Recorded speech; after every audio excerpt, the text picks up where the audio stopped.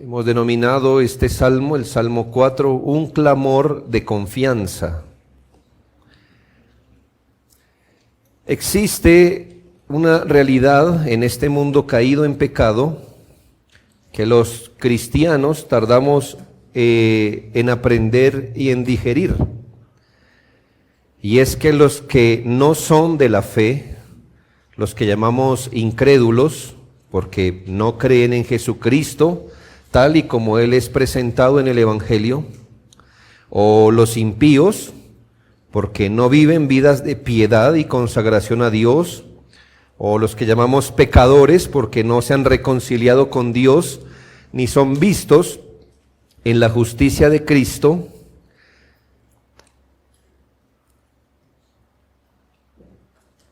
alimentan sentimientos malos contra los que son de Jesucristo. Una verdad que tardamos en aprender y en digerir. Que los que no son de Dios alimentan o tienen sentimientos adversos para con los hijos de Dios. A veces es antipatía, amargura, a veces rabia, a veces rencor, envidia, a veces resentimiento o animadversión, a veces hay burla y escarnio. Por supuesto, hermanos, no hablamos de cuando un profesante del cristianismo se gana algo de esto o todo esto por su carácter amargado, irascible, irrespetuoso, hipócrita o mundano. Más bien hablamos cuando se gana esto precisamente por creer lo que cree, por vivir según lo que cree, por hablar lo que cree, por adorar a Dios como ha creído según la palabra de Dios. Entre más rápido lo acepte y lo digiera, es mejor para usted y dejará de sorprenderse cuando eso ocurra o cuando descubra que mucha gente que le trata en su interior abriga sentimientos feos contra el cristiano, no por nada que les hayamos hecho, no por causa de nuestro carácter como tal, pero es una realidad. El origen de esta resistencia y de estos sentimientos es variado. No podemos decir esta es o estas, son muchas las fuentes del por qué un no creyente alimenta este tipo de sentimientos o pensamientos adversos contra un creyente. Solo diré algunas, por ejemplo, lo que dice Primera de Pedro 4:4. A estos, a los incrédulos, les parece cosa extraña que vosotros no corráis con ellos en el mismo desenfreno de disolución y os ultrajan. Es decir, por eso os ultrajan. En este texto, al menos en este texto, ¿cuál es el origen de que un cristiano sea maltratado o ultrajado? Que el no creyente no puede entender y le parece extraño que usted no lo siga donde él va. Realmente no lo entiende porque él no lo seguiría o usted no lo seguiría a donde él encuentra placer, por ejemplo, o felicidad. Él no puede entender porque es que todos hallamos felicidad en eso o deleite en eso, pero el cristiano no. Y por eso, entonces, al cristiano se le ofende o se le burla, o la gente empieza a tener sentimientos contra él, como, se cree no sé qué, o el mojigato, porque cómo será en secreto, ¿verdad? Y la gente empieza a tener rabia contra el cristiano porque le parece antipático, por ejemplo. Muchos creyentes son escarnecidos, ofendidos, porque no viven como los impíos. Quizá es porque el impío, cuando lo ve vivir así, siente punzadas en su conciencia, en reconocer que como vive el creyente es la forma recta de vivir. Y esa forma de vivir recta, por implicación, desaprueba la manera como él vive. Y eso, en lugar de crear amistad, hermano, les crea resentimiento, rabia,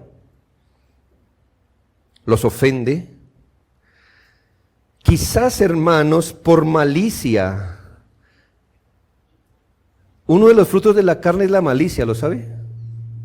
Eso quiere decir que pensamos de forma morbosa de las cosas, y entonces, seguramente alguno de ustedes, yo le voy a decir como lo que soy, pastor, ahí va el pastor, ahí va por la platica de hoy, que Dios bendiga ese negocio, ¿sí? Cosas así.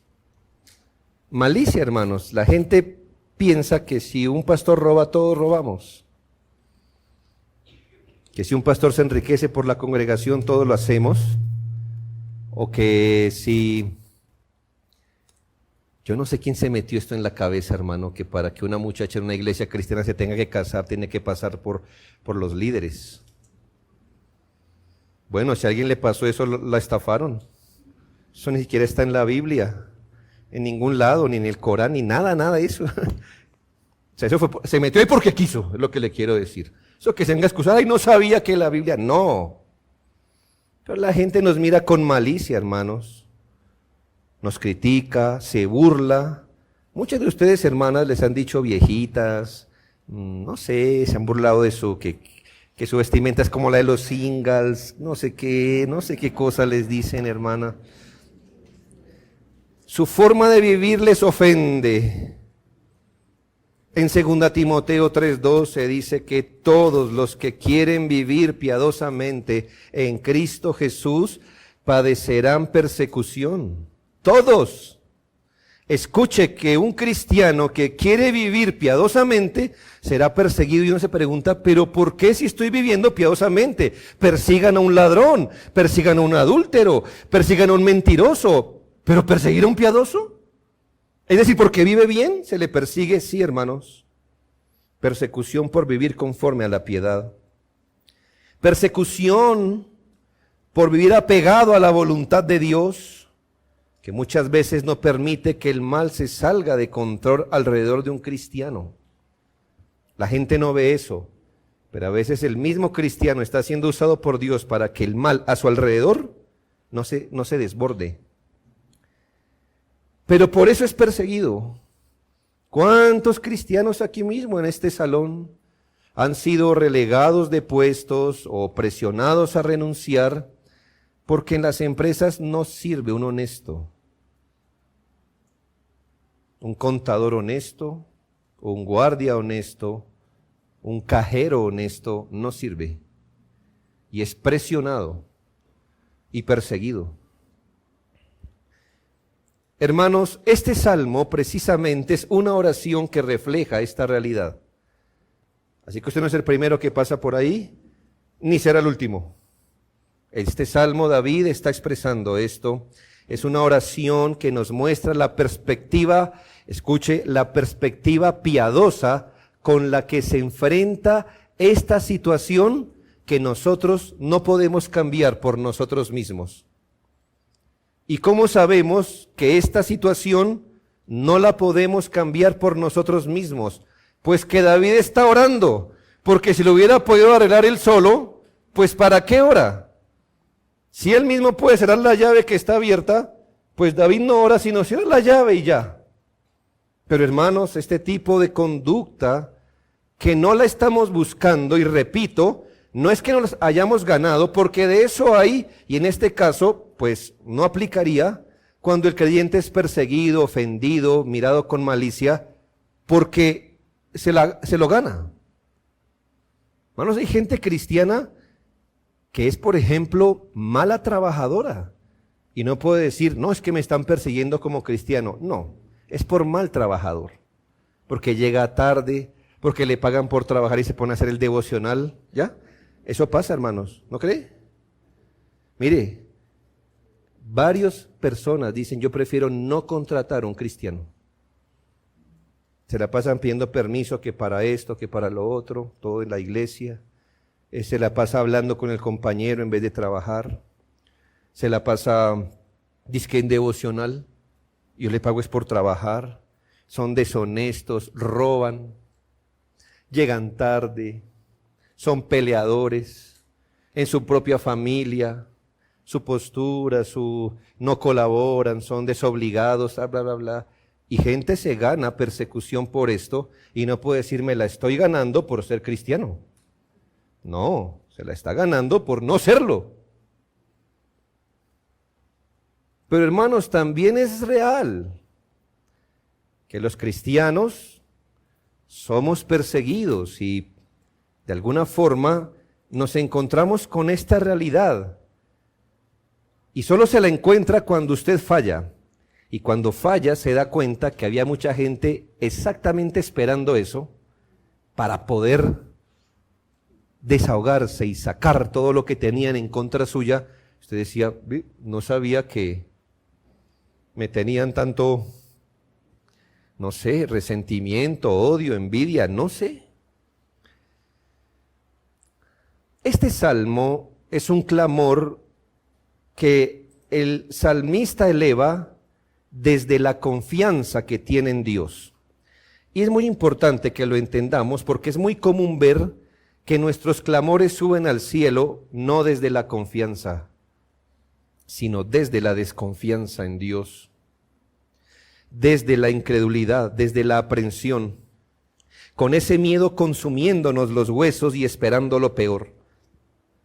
No es el caso de este salmo, y no debería ser el caso en ninguno que confía en el Señor, que es su escudo, gloria y confortador. Hermanos, que este salmo nos sirva para animar al creyente a vivir piadosamente bajo la providencia de ser mirado, escrutado, perseguido, y a la vez afirmarle que el camino cristiano, el camino que está siguiendo es justo. Pero también esta oración le advierte al incrédulo, al impío, a convertirse y corregir su camino. En primera medida, miremos un clamor de petición y reconocimiento. Dijo el salmista, ahí está el clamor, versículo 1, respóndeme cuando clamo, oh Dios de mi justicia. Cuando estaba en angustia, tú me hiciste ensanchar, ten misericordia de mí y oye mi oración. Como usted se puede dar cuenta, hermanos, el salmista estaba experimentando una injusticia. Por eso le dice, Señor, hazme justicia. Un mal, lo que estaba experimentando, esta injusticia que estaba experimentando, lo hizo angustiarse. Él mismo dice, cuando estaba en angustia. Esta angustia le propinó dolores que rápidamente deposita en el Señor. Así, hermanos, el salmista David clama en su zozobra, porque, hermanos, aunque los creyentes no estemos por encima de experimentar la aflicción, sí tenemos encima de la aflicción un Dios que nos escucha. Hermanos, a veces no podemos estar por encima de la aflicción. Quien está por encima de la aflicción es Dios, y su pueblo tiene el oído de Dios. Salmo 34, 17, claman los justos y Jehová oye y los libra de todas sus angustias. El Salmo 121, a Jehová clamé estando en angustia y él me respondió. De lo que entendemos, hermano, que el creyente puede estar sumido en angustias o en asuntos que le producen dolor. Pero también el creyente sabe que arriba de la angustia está Dios sentado en su trono, sabe que Dios es justo y que Dios escucha a los justos en las causas justas que ellos tienen. Y por eso los creyentes podemos ir confiadamente al Señor, quien nos responderá según su misericordia. Note que aún en su clamor por misericordia, reconoce que antes, estando en la estrechez de una prueba o aflicción, el Señor le dio alivio.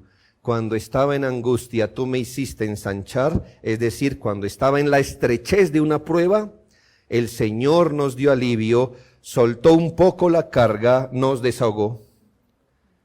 Pero como ve, hermanos, David no apela a su propia justicia, sino a las misericordias divinas. Él dice: ten misericordia de mí y oye mi oración.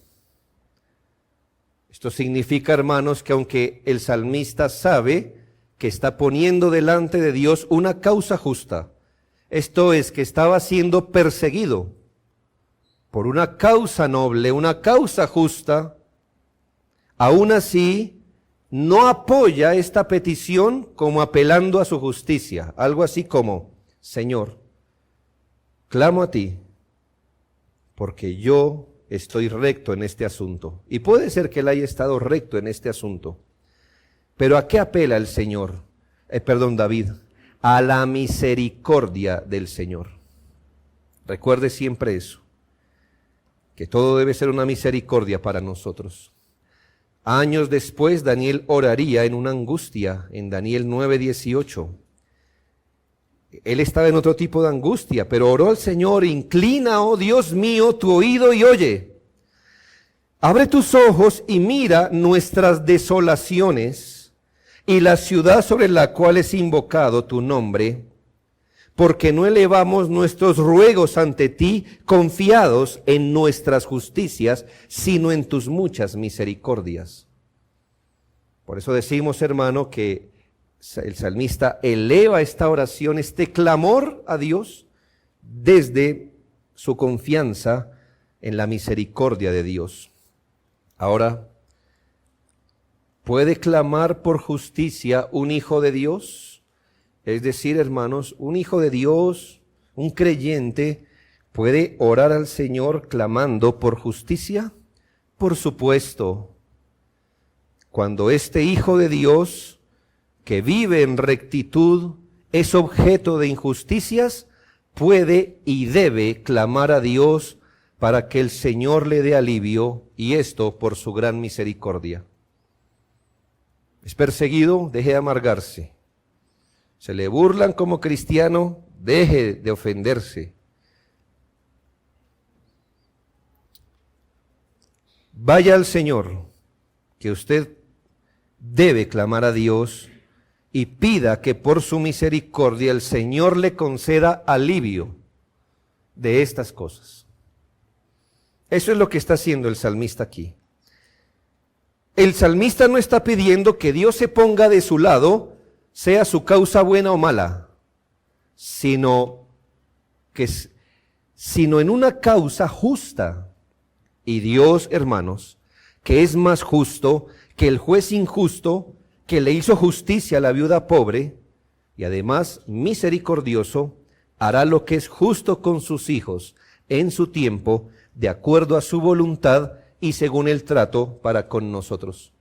Él responderá en justicia, en su tiempo, en su voluntad y según el trato para con nosotros.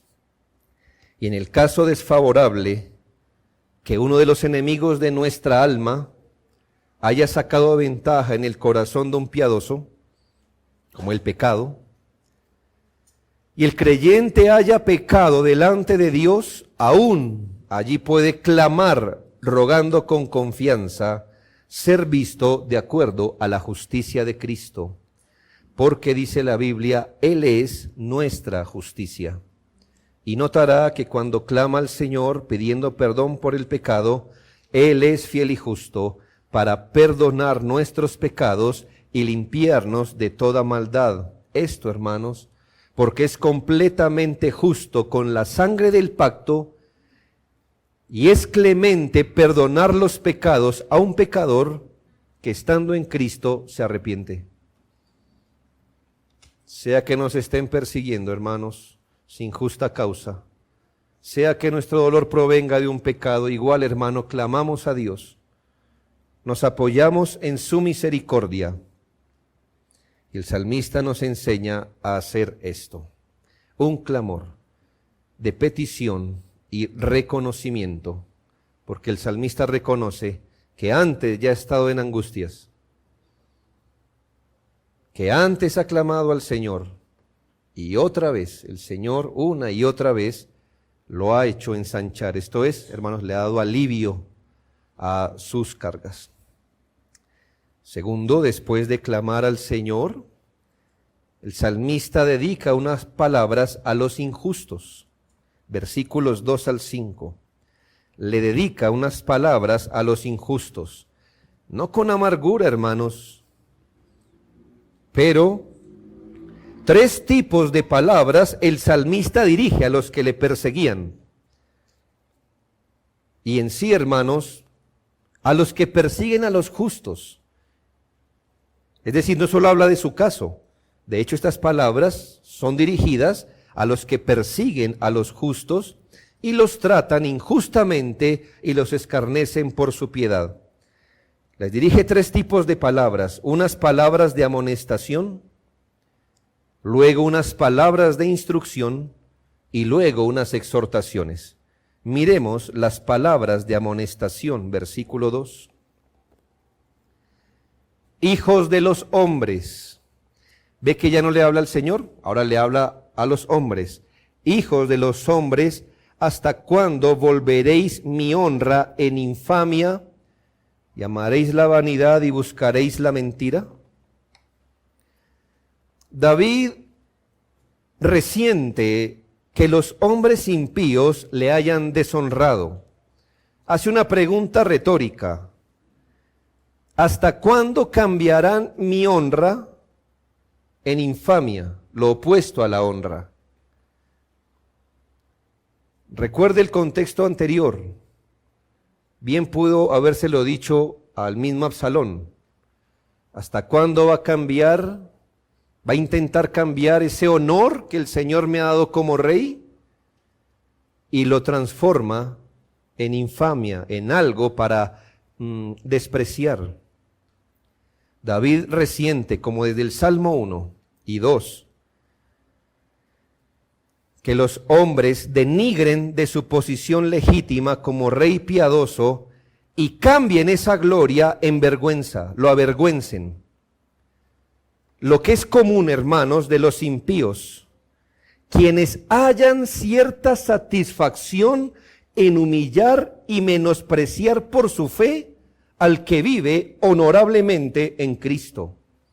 Es su estrategia, su modo de operación: cambiar la honra en deshonra, cambiar la honra en infamia. Es decir, es tomar a un creyente precisamente con lo que lo hace honorable y hacer de eso un objeto para despreciar. ¿Qué cosas, por ejemplo, pueden hacer honorable a un creyente? Pues su manera de vivir, lo que cree. Eso lo hace honorable, eso lo hace distinguir entre los hombres. Y la manera de operar de los no creyentes es justo tomar eso, que haría honorable a un hombre, honorable a un cristiano, y transformarlo como si fuera una burla. Porque los impíos tienen cierta satisfacción en humillar lo que hace a un hombre honorable en Cristo. Cónyuges no creyentes humillan al otro por su fe. Humillación que jamás se presentó cuando su cónyuge era del mundo.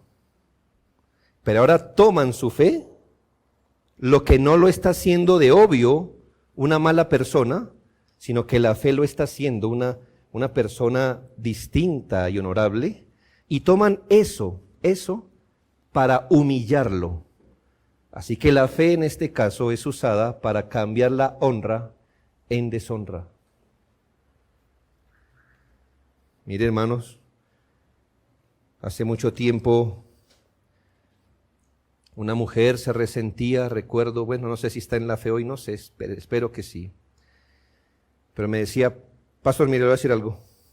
Yo era las que me sentaba a tomar codo a codo con mi marido y con sus amigos. ¿Sabe qué me dijo mi esposo de eso? Nada. Y yo era deslenguada, coqueta. Mi esposo parecía orgulloso. Cuando conocí al Señor, lo respeto, estoy sobria. solo me he visto para mi marido, ahora soy una tonta, una infeliz, una amargada. Hermanos, solo por sentido común, no le mete evangelio a esto, por sentido común, a un hombre, ¿qué le sirve más? ¿Una esposa borracha o sobria? ¿Coqueta o prudente? Hermanos, es que de sentido común hasta no gasta más plata, ¿ya? Al menos por la plata, ¿sí? Digo yo, no se está poniendo a la orden de otras personas, ni a la vista. Al menos los hombres, así no seamos cristianos, decimos, bueno, no nos gusta que nos miren mi mujer, ¿ve? No, hermanos, pero justo eso que hace honorable o que estaba haciendo honorable a esa mujer, eso mismo fue usado para deshonrarla. El compañero de estudio o trabajo que deshonra al cristiano por ser honesto y prudente, hermanos, ¿es mejor ser honesto o ladrón? Pues todos, hasta el mundo diría, pues honesto. Ah, mire cuántos hombres en el trabajo y en el estudio son ridiculizados por honestos.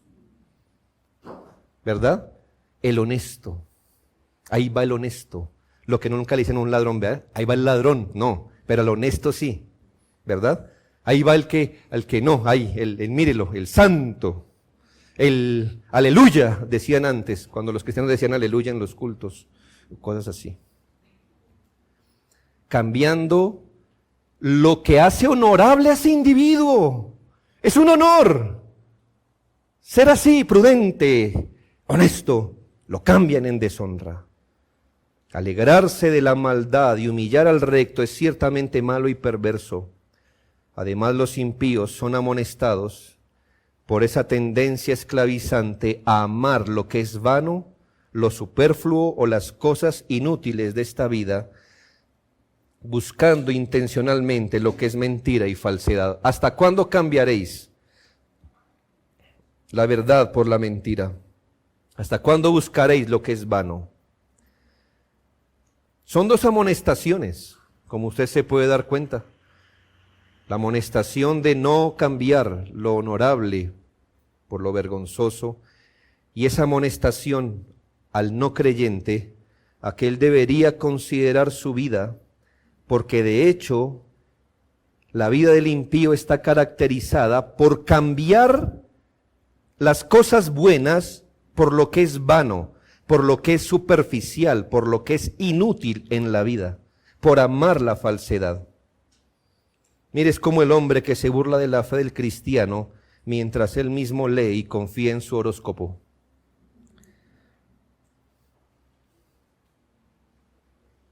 Pero me está criticando por la fe y se necesita más fe para creer en eso, ¿no? Pero imagino que es ridículo ser cristiano. Pero no es ridículo amarrarse un hilito rojo en la muñeca o amarrársela al niño para que no se enferme, no sé. Me imagino que es ridículo ser cristiano, pero pasar por debajo de una escalera y todas esas cosas y que no pase, eso tiene algo de ciencia, ¿no es cierto? Bien científico. Pero los cristianos somos ridiculizados por la fe y lo otro es visto como bueno. ¿Hasta cuándo cambiaréis la falsedad o lo verás por la falsedad? En el caso, solo un ejemplo de la vanidad de las posesiones, Eclesiastés 5:10 dice, el que ama el dinero no se saciará de dinero. Hermanos, porque es vano, es superfluo. Y el que ama el mucho tener no sacará fruto, por eso Salomón dice, también esto es vanidad. ¿Hasta cuándo? ¿Hasta cuándo? ¿Hasta cuándo cambiarán? Luego el salmista le dirige unas palabras de instrucción. Qué lindo, salmista es como un pastor, no solo amonesta, instruye. Versículo 3. El versículo 3 les exhorta a los no creyentes a ser prudentes por dos motivos. El primero, versículo 3,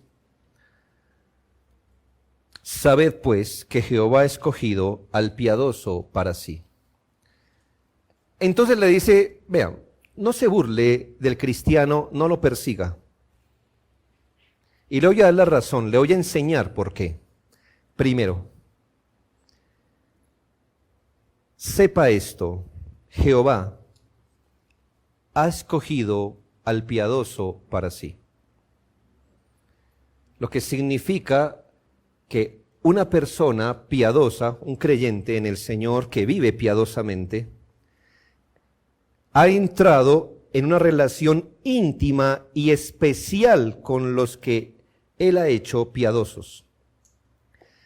La Biblia de las Américas traduce aquí, sabed pues que el Señor ha apartado al piadoso para sí.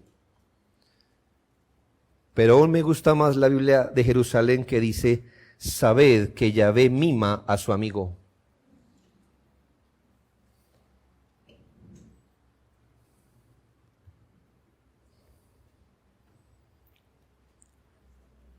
Sepa que el cristiano al que se burla, el Señor lo ha hecho su amigo.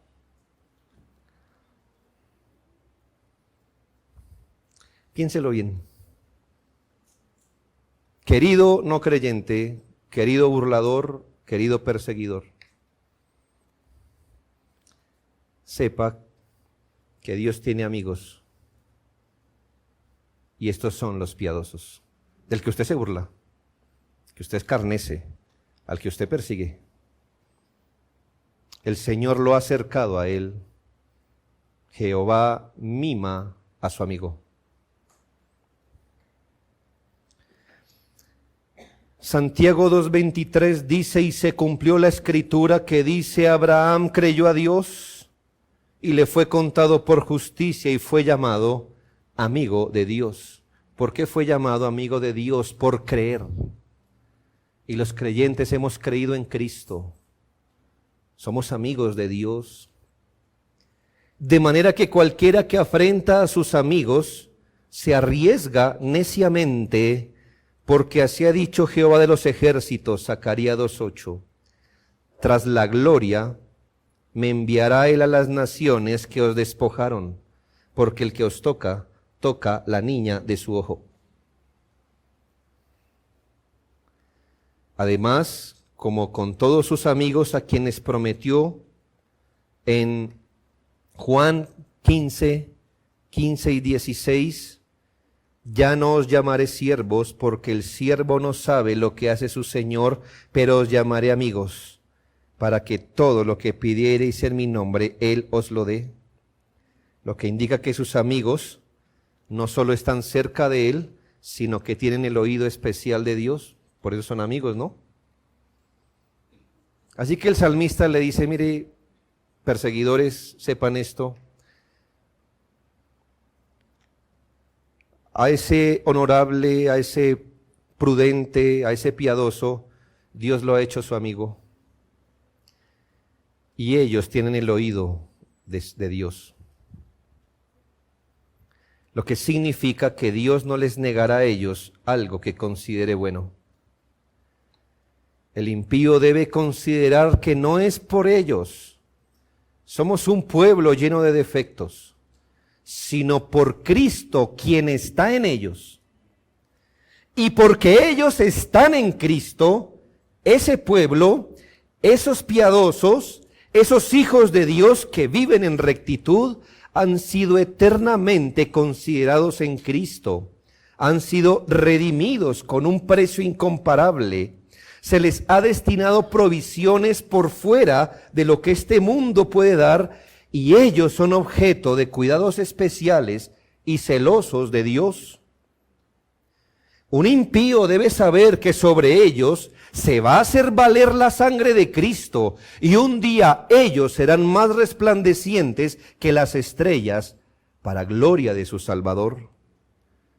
De manera que hacer con ellos una injusticia es tan completamente absurdo como hacerle maldad a un príncipe que va a heredar el reino.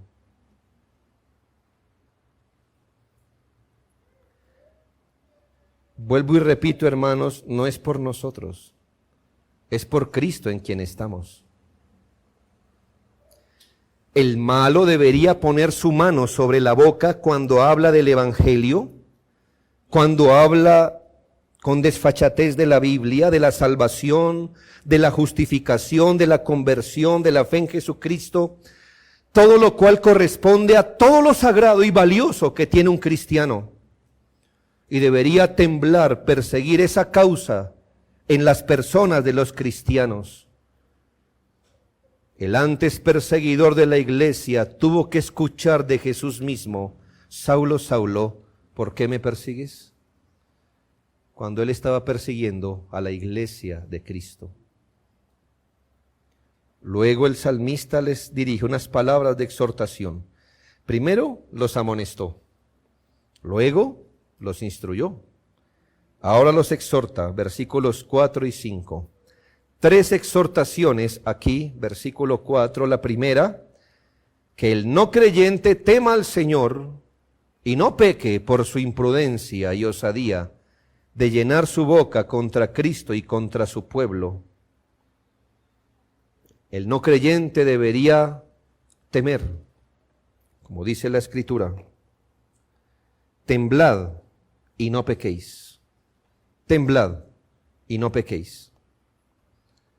Todo creyente debería saber que ir contra Cristo y contra ese pueblo que, aunque imperfecto, lleva la causa de Cristo, lo expondrá a mayores males. Proverbios 14:16.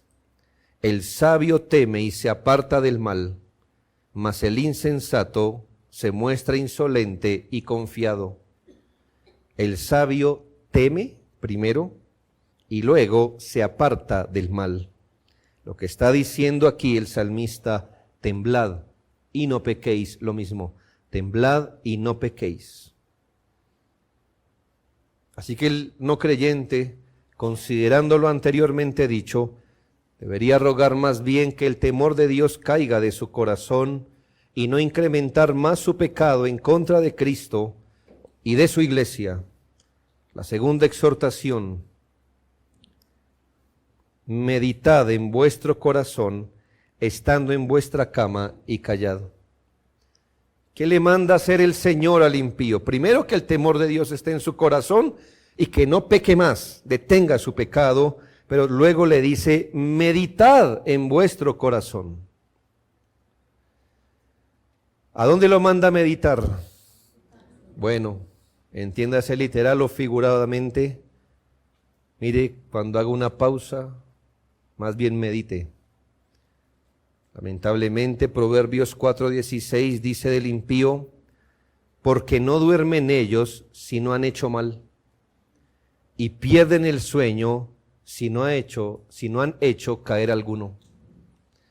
¿Para qué usa el no creyente su lecho o sus momentos de tranquilidad, sus temporadas de solaz? No para meditar en el Señor, sino para pensar cuál es el próximo mal para hacer.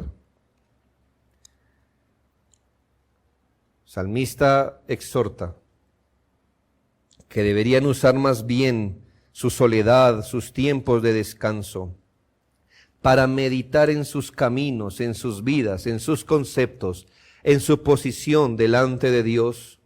El Salmo 46, 10 y 11 dice: estad quietos y conoced que yo soy Dios. Seré exaltado entre las naciones, enaltecido seré en la tierra. Jehová de los ejércitos está con su pueblo, su refugio es el Dios de Jacob. Según este salmo, ¿qué cosa debería meditar el no creyente? En silencio. Primero, que Él es Dios y que Él será exaltado entre las naciones. No pelee con Dios, no pelee con Dios. Él va a ganar. Él va a ganar. Y su gloria se verá en todas las naciones. Ese evangelio que algunos rechazan, el evangelio del que algunos se burlan, esa causa de Cristo que algunos olvidan y la tienen por menos, es la causa que va a ganar. Estén quietos y conozcan que Él será exaltado. Y segundo, mediten en esto: Jehová de los ejércitos está con su pueblo, Su refugio es el Dios de Jacob. La otra verdad, ¿sabe? Cristo ganará y la iglesia ganará con Cristo. Ese evangelio al que combate ganará. Ese Cristo en el que no ha creído ganará. Y ese pueblo del que se burla ganará con él. Ese pueblo al que persigue, ese pueblo objeto de la malicia debería ser el objeto de su admiración, porque en ese pueblo imperfecto se está formando la imagen de Cristo y un día serán glorificados para siempre. Porque su refugio es el Dios de Israel.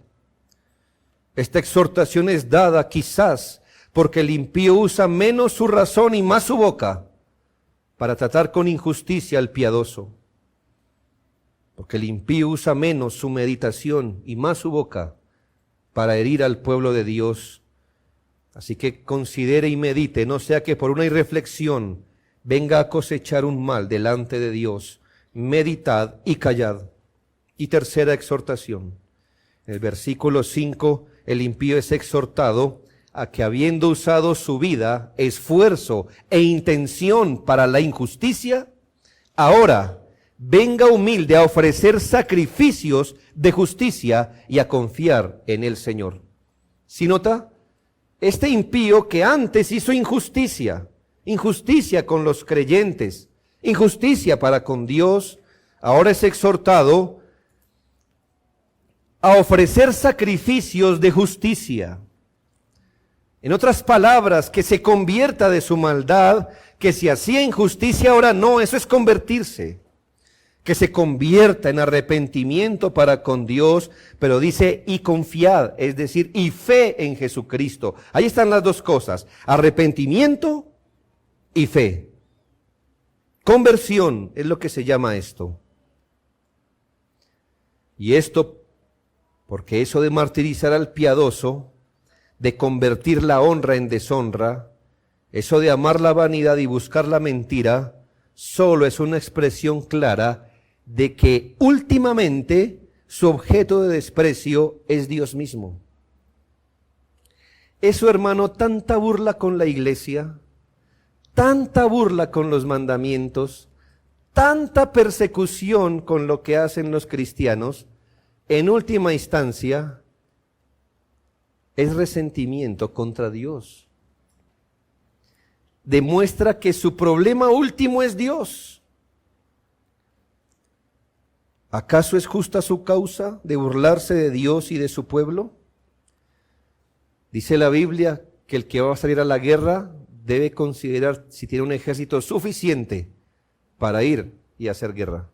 Yo le pregunto, ¿acaso ha considerado su ejército si es capaz de salir a la guerra contra el Todopoderoso? ¿Haces bien en enojarte tanto con los cristianos? ¿Haces bien en enojarte tanto con el Evangelio? Vivo yo, dice Jehová, Ezequiel 33:11, que no quiero la muerte del impío, sino que se vuelva el impío de su camino y que viva. Volveos de vuestros malos caminos, ¿por qué moriréis? Así que haced justicia y confiad. Y por último, hermanos, el salmista cierra esta oración con una oración de confianza. ¿Cómo empezó? Clamando, oh Señor, respóndeme cuando clamo. Luego razonó con los impíos y ahora, hermanos, una oración de confianza. De nuevo, hermanos, el salmista reconoce con dolor el reclamo de los impíos. Ya ha pasado antes y seguirá pasando, hermanos. Así como en el capítulo 3, versículo 2, muchos son los que dicen de mí, no hay para él salvación en Dios. Y en Salmo 42, 3, fueron mis lágrimas mi pan de día y de noche, mientras me dicen todos los días, ¿dónde está tu Dios? Versículo 10, como quien hiere mis huesos, mis enemigos me afrentan, diciéndome cada día, ¿dónde está tu Dios?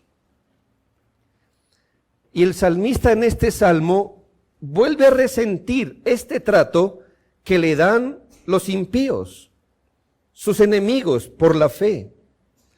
El salmista aquí vuelve a ser cuestionado, versículo 6. Muchos son los que dicen, ¿quién nos mostrará el bien?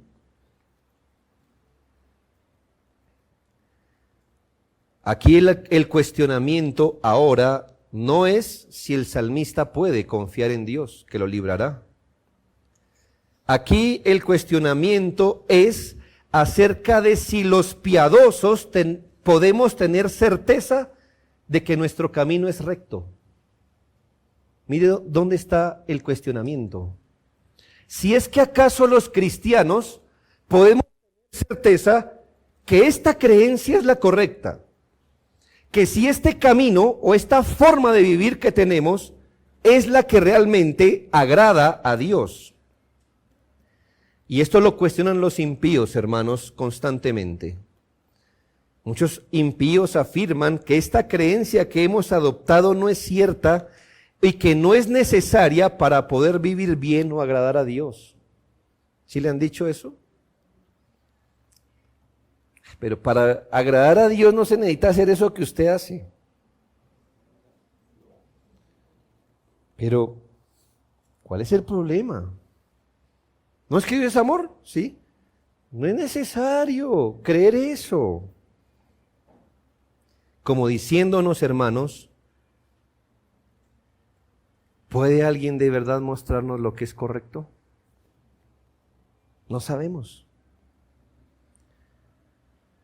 ¿No ha sido usted cuestionado que esa manera particular de vivir como cristiano es una exageración? Ellos dicen, yo conozco cristianos que no son como usted. Ellos sí hacen esto y lo otro. Es usted el que se quiere autoimponer esa forma de vida. Los no creyentes dicen que eso es amargarse uno mismo, autoimponiéndose restricciones y leyes sin garantía objetiva de su beneficio.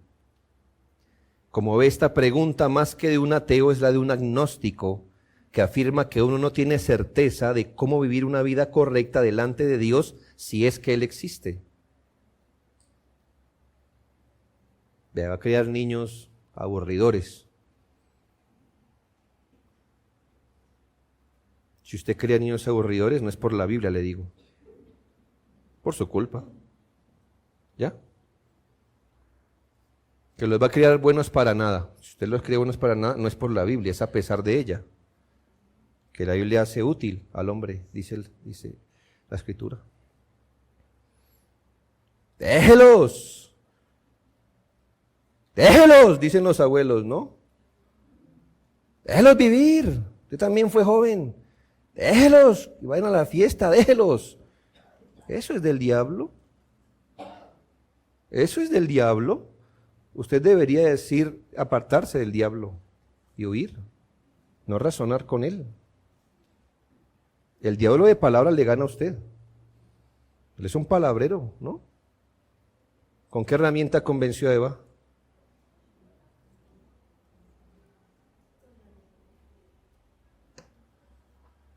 Déjelos qué. No es necesario. Ya más adelante ellos pensarán en Dios. Sí, como usted, ¿verdad? Viejos ya. Mañosos. Y no creen.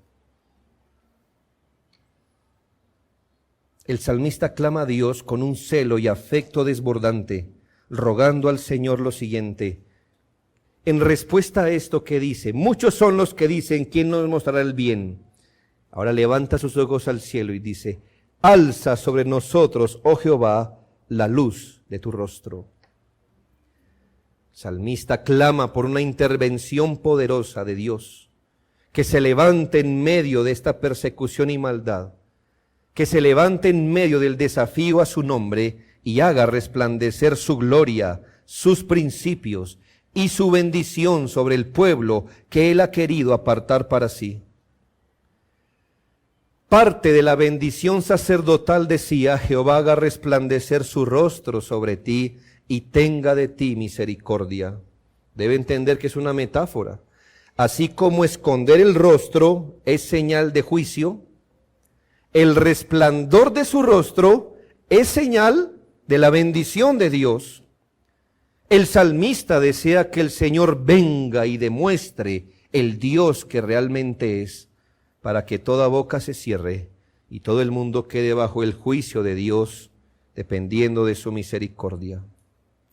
Ahora note, ahí es donde la confianza desbordó otra vez al salmista. Tú el Dios, versículo 7, al que estoy clamando, en esta angustia, tú el Dios que estoy pidiendo que intervengas, tú diste alegría a mi corazón, mayor que la de ellos, cuando abundaba su grano y su mosto. David reconoce que no debería sentirse en desventaja por la persecución de los impíos ni por su prosperidad, pues Dios le había dado cosas mayores. Primero, Dios se las había dado, Él no se las ganó. Tú diste. Salmista reconoce que Él ha sido objeto de las bendiciones de Dios. Tú diste alegría a mi corazón. Porque, hermanos, más adelante el salmista le llamó a Dios el Dios de mi alegría y de mi gozo. Porque aunque no tengamos lo que los impíos tienen, y además no lo queremos, la verdad, tenemos a Dios, y Él ha dado alegría a nuestro corazón, una alegría mayor que si estuviéramos nadando. Cambiémosle grano y mosto. ¿Qué sería hoy, hermano? Todo aquello que es necesario o suficiente para vivir una vida vivir sabroso, pues. Y el mosto, para poder disfrutar de eso, porque el mosto, de ahí se sacaba una bebida que fermentada se volvía como vino. Entonces, su grano, lo necesario, y su mosto, lo que es el disfrute. Señor, tú diste mayor alegría a mi corazón, una alegría mayor que la de ellos, cuando viven sabroso y lo disfrutan. Pero tú has dado mayor alegría a mi corazón. Las bendiciones que me has dado no surgen del terreno de este mundo. Tú me las has dado, tú las has traído de arriba. Dios es el Dios de nuestra alegría y nuestro gozo, Salmo 43:4. Dios es nuestra porción, Salmo 16:5. Dios es nuestro tesoro, Mateo 13:44. Dios es nuestro galardón sobremanera grande, Génesis 15:1. El Señor es nuestro pastor, Primera de Pedro 2:25. Es nuestro escudo, gloria y restaurador, Salmo 3:3. Cristo es nuestro todo en todo, Colosenses 3:11. Por eso tenemos más alegría que ellos. El creyente reconoce que la manera en la que Dios lo ha bendecido supera enormemente los bienes de esta vida. Mientras ellos se alegran con el vino, nosotros tenemos gozo en el espíritu. El asunto con la felicidad que trae el vino es que luego que pase la borrachera ya no hay alegría. En cambio, el gozo del espíritu es permanente. Ellos pueden tener abundancia de pan, los justos tienen el pan y el agua de vida. Juan 6:35. Ellos pueden tener sus perlas, nosotros la perla de gran precio, Mateo 13:46. Ellos tienen sus seguridades carnales, nosotros un castillo fuerte al que vamos los justos para ser levantados, Proverbios 18:10. Sus privilegios y tesoros son de esta vida, los nuestros son espirituales y eternos, 2 Corintios 4:18. Así que no estamos en desventaja, hermanos, y en la angustia jamás podemos borrar ni olvidar esto. Un creyente puede ser objeto de persecución, burla, escarnio, lo que quiera, pero sus enemigos jamás podrán tocar con su mano ninguna de las bendiciones que tienen ellos. ¿Cómo la tocan? como por ejemplo tocan nuestra salvación, la reconciliación, el perdón, la paz de conciencia. ¿Cómo la tocan? No la pueden tocar. Usted me puede robar dinero, una posesión, pero no me puede robar el gozo del Espíritu. Entonces no estamos en desventaja, hermanos. Por eso clamamos a Dios con confianza. Finalmente, hermanos, y otra vez, lo que empezó con un clamor bajo angustia, culminó con la paz que sobrepasa todo entendimiento. Y ya vamos tejiendo una modus operandi, una estrategia, una manera de obrar del salmista. Y es que puede empezar cualquier oración con angustia y la termina con confianza. ¿Qué aprende de eso? ¿Está angustiado? Ore. ¿Por qué? Porque usted empieza una oración con temor, con dolor, con angustia, y ciertamente la va a terminar con confianza. Qué bueno es orar, es un medio de gracia, hermanos. Porque aun cuando usted está orando y está recordando estas cosas, como que el Espíritu Santo nos comunica, ¿pero se está oyendo? Ay, sí. ¿Pero se acuerda? Ay, sí. Ay, Señor, cuando he estado en angustia, tú me hiciste ensanchar. Y luego, cuando le habla a los impíos y empieza a pensar, ¿pero está triste? No, Señor. ¿Por qué? Señor, tú me has bendecido y mi alegría es mayor. Y ahora, ¿cómo termina el Salmo? Ay, hermanos. En paz me acostaré y asimismo dormiré. Otra vez dormir, ¿verdad? Otra vez dormir. ¿Por qué? Porque solo tú, Jehová, me haces vivir confiado. Este justo ora como solo los creyentes podemos orar, como solo los justificados podemos hacerlo. ¿Cómo? Orando o considerando o en la fe de que en paz nos acostamos y vamos a dormir tranquilos. ¿Por qué podemos vivir confiados y además dormir seguros? ¿Porque no hay problemas? No, los tenemos. ¿Porque conocemos el futuro? No lo conocemos. ¿Porque no experimentamos estrechez, persecución por la fe, reveses y desplantes? No. La respuesta la da el salmista nuevamente, porque solo tú, escuche, no tú y mi cuenta del banco, no tú y mis amigos, no tú y mi familia, no, porque solo tú, Jehová, solo Jehová, me haces vivir confiado. Tengo esperanza solo en ti. Todo se puede acabar, pero no tú, Señor. La razón de esta confianza es que estamos seguros bajo un pacto de gracia hecho en la eternidad y ejecutado en la historia en y por Cristo, donde se aseguró y se selló con su propia sangre en la cruz que se crearía un pueblo amado de Dios, en el que su gracia y gloria se manifestarían, quienes fueron predestinados para ser hijos santos conforme Cristo y ser herederos de la gloria junto con Él para siempre. Esa es la almohada en la que duerme un justo. Por eso, en paz me acostaré y asimismo dormiré. Lo demás, hermano, Él nos ayudará a soportar. Que estas verdades y realidades sean el fundamento de nuestra confianza en el Señor. Oremos.